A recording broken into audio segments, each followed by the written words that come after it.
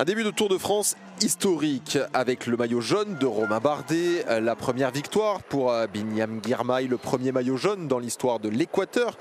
Pour Richard Carapaz, la 35e victoire, record absolu pour Mark Cavendish. Que nous réserve cette 6e étape entre Mâcon et Dijon, 164 km au programme.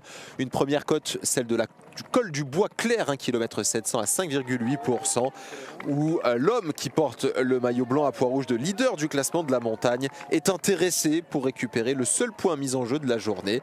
On voit donc Jonas Abrahamsen en compagnie d'Axel Zinglet prendre quelques longueurs d'avance sur le peloton.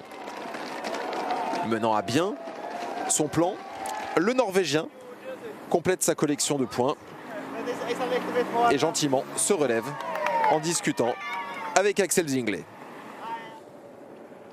Finalement à 135 km de l'arrivée, les deux hommes sont repris. On va maintenant se concentrer sur le premier sprint et le seul d'ailleurs sprint intermédiaire de la journée à Cormatin.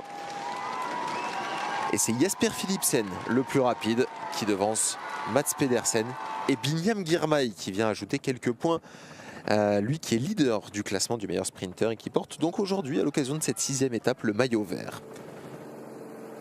Derrière statu quo, pas d'échappée, mais à 81 km de l'arrivée, vous le voyez, le vent souffle. La Visma Lease Bike a une petite idée derrière la tête. On accélère et un groupe d'une 60aine d'unités se crée sous l'impulsion des leaders de la course. Mathieu Van Der Poel, Jonas Vingegaard ou encore Tadej Pogačar qui est le seul rescapé de son équipe.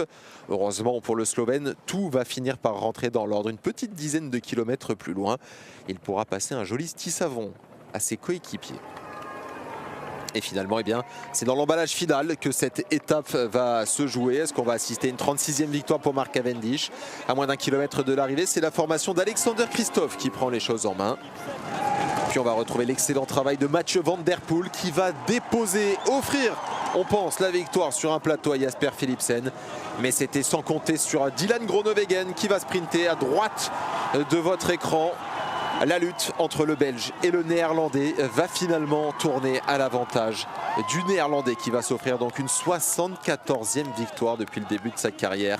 Le tout avec son maillot de champion national. Dylan Groenewegen